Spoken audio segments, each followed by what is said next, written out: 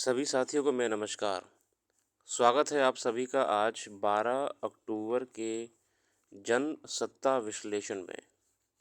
आइए शुरू करते हैं और जानते हैं विभिन्न राष्ट्रीय, अंतर्राष्ट्रीय मुद्दों के बारे में।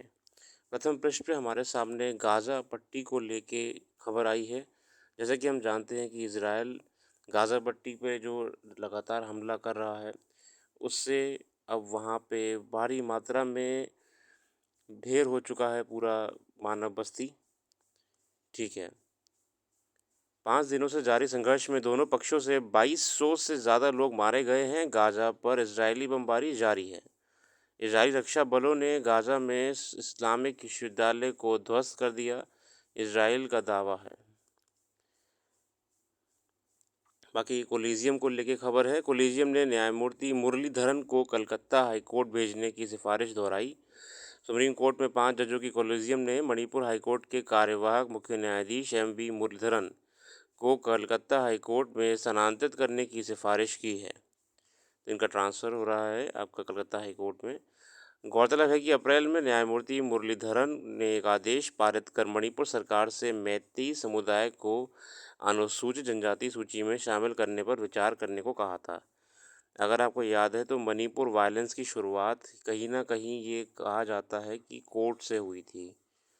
मणिपुर वायलेंस की शुरुआत जो हुई थी, हम जानते हैं मणिपुर में पिछले लंबे समय से एक अशांति का माहौल बना हुआ था। ये 2 अलग-अलग समुदाय के बीच में। ये आज से नहीं था, ये तो कई सालों से था। मगर ये एकदम से कैसे आग पकड़ लिया था, क्योंकि खुद कोर्ट ने ये आदेश दिया सरकार को कि एक और बार जाति के एक सर्वे करा जाए अनुसूचित जनजाति का और नए सिरे से कुछ चीज़ें करी जाएँ। इससे हुआ था विरोध कम्युनिटी में और यही एक मुख्य कारण में से एक है कि एकदम से मणिपुर में जब गवर्नमेंट कोर्ट का ऑर्डर पूरा करने के लिए काम करने वाली थी, तभी एक वायलेंस वहाँ पे इरप्ट हो गया। तो उन्हीं जस्टिस साहब का जो है ट्रांसफ़र कराया जा रहा है, उनको कलकत्ता हाई कोर्ट स्थानांतरित किया जाएगा। आगे बढ़ते हैं।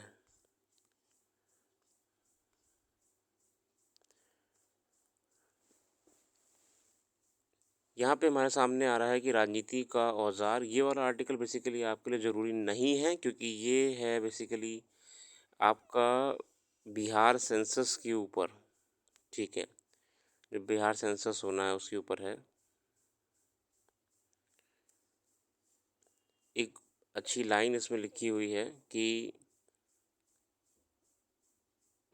21वीं सदी का सफ़र तय करते देश में ये सब ऐसे समय में हो रहा है, मतलब सेंसस वगैरह, जब शायद सभी जाति वर्गों के तमाम संवेदनशील लोगों की यह सदिच्छा होगी कि जाति की दीवारें टूटें और ये व्यवस्था ख़त्म हो।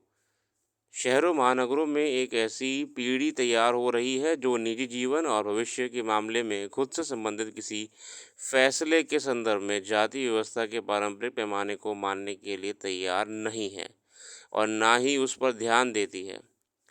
ज़रूरत इस नई हवा की ओर साफ करने की है और साफ करने की है जिसमें जाति की जड़ता से जुड़े पूर्वाग्रहों दुराग्रहों की कोई जगह ना हो और सभी न्याय आधारित भागीदारी का स्वागत करें।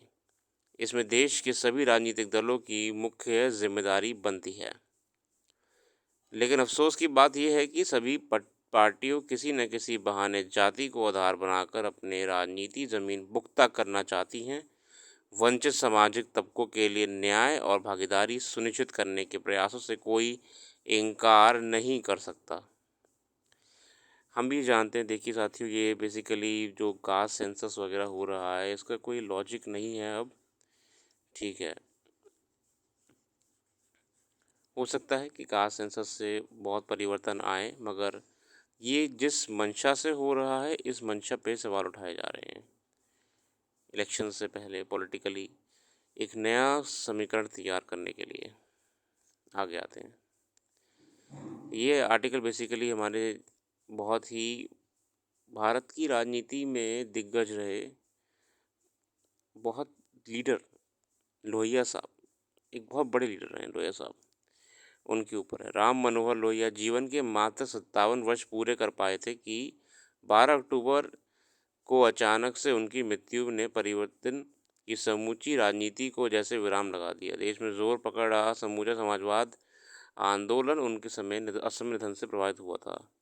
सोशलिज्म या समाजवाद इनकी आइडियोलॉजी थी। सोशलिज्म थी इनकी आइडियोलॉजी, समाजवाद राम मनोहर लोहिया साहब की। उनके बारे में छोटी सी एक लेख है ये। डॉक्टर लोहिया का जीवन और कार्य जाति व्यवस्था के उन्मूलन के लिए समर्पित था। उन्होंने जाति आधारित विषमता को एक गंभीर सामाजिक अन्याय के रूप में देखा और माना कि यह एक आधुनिक न्यायसंगत राष्ट्र बनाने की दिशा में भारत की प्रगति में बाधा है। लोहिया का तर्क था कि जाति विभाजन ने सामाजिक असमानता को कायम रखा, जिसमें लाखों लोग को अवसर और सम्मान नहीं मिला। लोहिया दरअसल अंबेडकर के जाति उन्मूलन के आह्वान से काफ़ी सहमत थे। लोहिया का दृष्टिकोण जाति उन्मूलन से भी आगे तक फैला हुआ था। उन्होंने आर्थिक समानता, भूमि सुधार और संसाधनों के समान वितरण की वकालत पर जोर दिया। वह आर्थिक असमानताओं को जाति व्यवस्था के कारण और परिणाम दोनों के रूप में देखते थे। राजनीति के प्रति लोहिया का दृष्टिकोण सामाजिक न्याय में निहित था। उन्होंने हमेशा इस मुद्दे का समर्थन किया। इस जड़ता को तोड़ने और भागीदारी की इच्छा जगाने के लिए उन्होंने कई राजनीतिक प्रयोग भी किए थे। उनमें से एक ग्वालियर की महारानी के खिलाफ सुखो रानी जमादारीन को लोकसभा के लिए खड़ा करना था। इस घटना ने देश के करोड़ों शोषितों, वंचितों और समाज में दलित जाति के नाम पर एक निम्न क्रम से बांध दिए गए करोड़ों लोगों के मन में हलचल और राष्ट्रीय कार्यों में भागीदारी की भूख पैदा की। ऐसे की प्रयोग लोहिया ने रायबरेली में किया, जहां जवाहरलाल नेहरू के दामाद फिरोज गांधी के खिलाफ नाई समाज के नंद किशोर को खड़ा किया था। लोहिया ने पिछड़े वर्ग की परिभाषा में महिला को भी रखा था और महिला में छिपी हुई क्षमता और योग्यता को आगे लाने के लिए सावित्री बनाम द्रौपदी की बहस चलाई थी। उनके दृष्टिकोण के कई प्रमुख पहलू आज भी समसामयिक और प्रासंगिक हैं। कुछ लोग आज़ादी के से 75 साल बाद भी आरक्षण के औचित्य पर सवाल उठाते हैं, पर हमें लोहिया के दृष्टिकोण से सोचने की आवश्यकता है कि क्या आज देश के राजनीतिक प्रशासनिक क्षेत्रों में हिस्सेदारी में समानता आई है, और हज़ारों वर्षों से जिन्हें शूद्र कहा गया वह क्या उन्हें भागीदारी समतुल्य हो पाई है। वंचित जातियों के लिए राजनीतिक प्रतिनिधित्व पर लोहिया के जोर के कारण पहचान की राजनीति का उदय हुआ। कोई राजनीतिक दल वोट सुरक्षित करने के लिए विशिष्ट जाति समूहों के साथ जुड़ जाते हैं, और जो जाति आधारित राजनीतिक गोलाबंदी में लोहिया के विश्वास को दर्शाता है।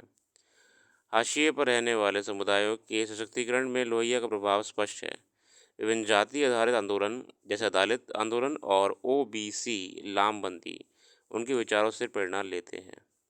मतलब देखिए, हम जानते हैं कि लोहिया साहब का जो आइडियोलॉजी थी समाजवाद की, कि सिर्फ ऊपर के तबके को, जो अपने आप को किंगशिप टाइप मान लेते हैं, उनसे देश नहीं चल पाएगा।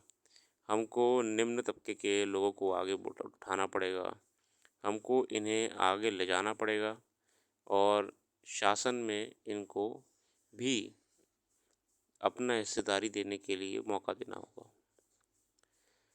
यही ग्वालियर में उन्होंने करा था, यही उन्होंने अन्य जगहों पे क्षेत्रों में भी करा था।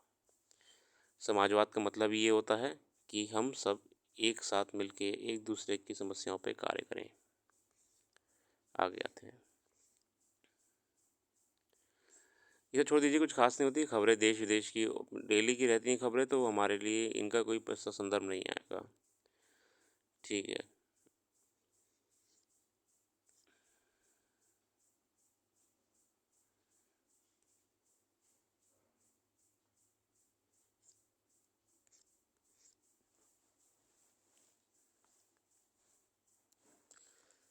बाकी आज के लिए इतनी रखते हैं। अपना कीमती समय देने के लिए बहुत बहुत धन्यवाद। आप सबका दिन शुभ हो।